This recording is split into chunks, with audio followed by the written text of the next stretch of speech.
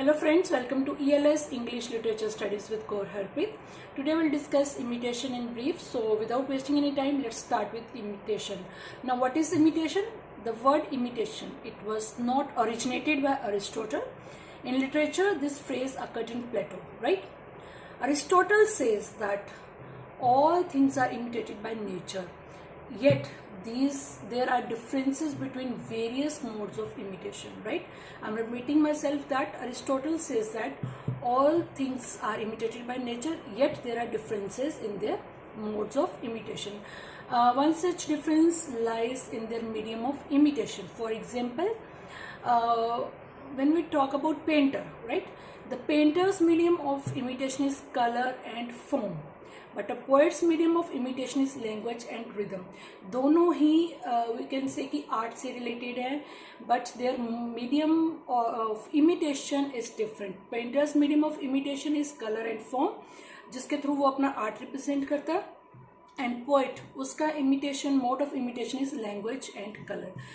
He says that in rhythm we can see the most realistic imitations of anger and mildness, right? Aristotle, he makes the concept of poetic imitation the starting point of his critical investigation in the Poetics. He took this word imitation from Plato, right? And Plato's views regarding poetic imitation is that real world is an imperfect repetition of an ideal archetype led to the world of reality and a lower plane, right? But Plato says that real world, it is an imperfect repetition of an ideal archetype led to the world of reality and on a lower plane, right? The world of he says it, the world of mere imitation. This is the world of mere imitation, and the actual objects of imitation are threefold. Number one, we can say characteristic moral qualities. Then number two, at second point is more transient emotions, and on number three there is actions in their proper sense, right? The actual objects of imitation are threefold. First one, I said that characteristic moral qualities, right? And second is more transient emotions. And third is actions in their proper sense. I hope कि यहाँ तक आपको clear होगा what I'm going to explain. And if you like my notes, please hit the like button, share and subscribe, right? So coming back to the point, but Aristotle, he gave this poetic imitation, we can say he gave it a new dimension and a new meaning, and therein lies originality. Plato regarded this term for the poetic pleasure in the sense of mimicry, which was regarded by Aristotle as an inferior type of activity, right? Aristotle agrees with Plato that all these arts are imitated by nature, but by imitation he does not mean superficial copying of the objects, right? Aristotle का कहना है कि ये जितनी चीजें these are imitated by nature, but he does not mean superficial copy इसकी object करना, superficial copying of the objects of the world as we know them. He holds that imitation is an imaginative reconstruction of life, right? Aristotle says that ये जो imitation है, it is an imaginative reconstruction. It is not a बिल्कुल उसकी copy नहीं है object की. It is an imaginative, हर एक की अपने according imagination. It is an imaginative reconstruction of life, as we can say कि हर पेंटर एक ही पेंटिंग देते हैं हम, तो उसमें कुछ ना कुछ डिफरेंसेस होते हैं, right? It is not a copy कि एक पेंटर ने दूसरे पेंटर का कॉपी कर लिया, right? It is not copying, it is imaginative reconstruction of their own. उनकी एक इमेजिनेटिव रिकंस्ट्रक्शन वो अपनी आप को रिप्रेजेंट करते हैं, right? He says that a work of art, it is a representation of an original and not a symbolic representation of it, right? It is written by Aristotle. Then when a poet sees an object, it creates an impression on his mind. ये तो हमें पता है कि जब हम भी not a poet, जब हम भी कोई object देखते हैं, it leaves an impression on our mind. अगर हम obviously आज digital जैसे वर्ल्ड है, हम कोई भी चीज़ यूट्यूब पे देखते हैं, उसको क्रिएट करना चाहते हैं, उसको कुक करना चाहते हैं, So it leaves an impression on a mind, right? And when the object is removed, the poet tries to reconstruct the image with the help of impression created on his mind. As कि हम कोई भी चीज़ देखते हैं उसको recreate करते हैं. कोई आर्ट पीस ले लो, कोई आप कुकिंग कर ले लो, इतने सारे चैनल्स हैं, इतनी सारी नई डिशेस कहाँ से आ रही हैं, राइट? कहाँ से आ रही? क्योंकि एक को हमने देखा, उसको हमने रिकंस्ट्रक्ट किया. That is the point of the Aristotle, that when a poet sees an object, it creates an impression on his mind, it leaves an impression on his mind, and when the object is removed, the poet tries to reconstruct the image. That is imaginative reconstruction. As I earlier told, that he tries to represent the image with the help of the impression that was created on his mind when he saw that object, right? And this whole process is named as poetic emotion, right? It is actually a creative power which transfers the materials of sensory experiences into something beautiful and appealing. In Aristotle's words, he says that it is the movement which results upon an actual sensation, right?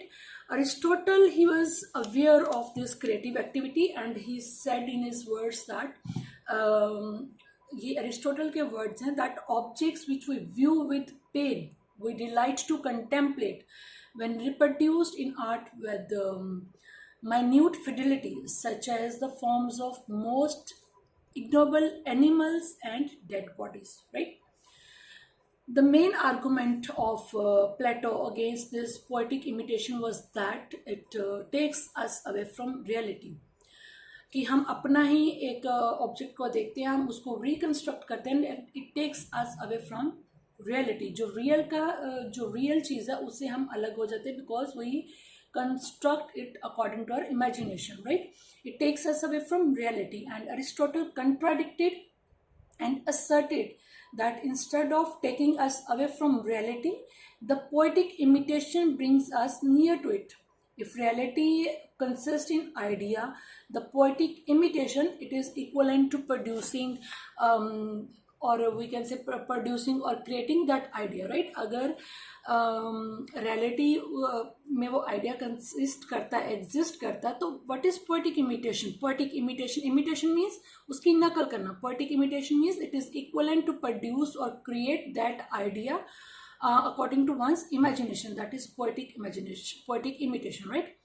And it is the concept of this poetic imitation which gives the poet his place in this sphere of philosophy. He says that the instinct of imitation is present in man from childhood. ये एक instinct हर man में childhood से present है. वो अपने according चीज़ को देखता है. अगर हम बच्चे को भी देखते हैं तो अपने अकॉर्डिंग चीज़ को देखता है, अपने अकॉर्डिंग उसको मैनिपुलेट करता है, अपने अकॉर्डिंग वो ड्राइंग करता है.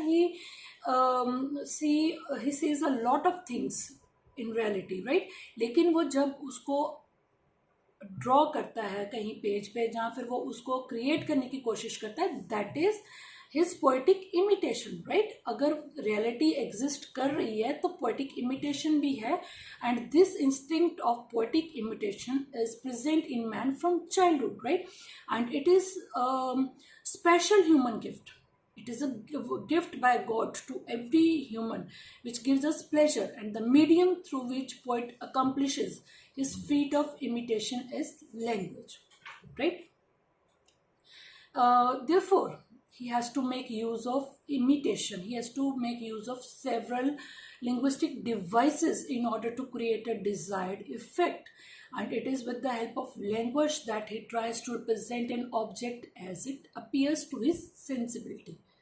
अगर हम पोएट की बात करो तो वो क्या है, लिंग्विस्टिक डिवाइसेस की हेल्प लेता है to create a desired effect. This is poetic imitation. It is not copying, right? It is with the help of language that he tries to represent an object as appears to his sensibility, जैसे उसकी senses को उसने capture किया. And the proper objects of this poetic imitation are men in action. And by men in action, he does not mean only physical action. He means the movement of spirits through feelings and emotions, right? Friends, this aim of poetic imitation is represent men in action. It represents, this poetic imitation represent men in action, and it can be classified in three ways, right? This poetry can be classified in three ways. First is man as better than in real life, कि जैसा वो है उससे better real life में. दूसरा है man as worse in real life, कि जैसा वो है उस जैसा वो रियल लाइफ में उससे worse. And third is man as they are in real life, या तो वो बेटर हो सकता है जैसा रियल लाइफ में, जब उससे वर्स हो सकता है, या फिर वो जैसा है वैसा ही, right? It can be classified in three ways. And tragedy and epic poetry, it represents men of higher type, that is men as better than in real life. ये जो tragedy and epic poetry है, it represents a first type, that man as better than in real life, right? And these men are we can say these men are represented on a grand scale and have much dignity about them, as we can relate here King Lear, right? यहाँ पे हम King Lear को ले सकते हैं. उसकी tragedy तो सबको पता है, कॉर्डेलिया की ट्रेजेडी. वाई इट इज़ वो उसमें क्या शो किया गया कि कहाँ तक वो उसका स्केल जाता है, कितना वो ग्रैंड स्केल पे उसको रिप्रेजेंट किया गया है, तो और एंड में उसको क्या शो किया गया, right? So these people are जो ट्रेजेडी एंड एपिक पोइट्री में रिलेटेड होते हैं, वो कौन सी टाइप रिप्रेजेंट करते हैं? Man as better than in real life, they represent first type, right? And comedy, it presents man of lower type, that is man worse than in real life. These men are represented on a ridiculous scale and they have an air of meanness about them. ये जो comedy के होते हैं, comedy में कौन सी type आती है? Third type, man as they are in men as worse as they are in real life, right?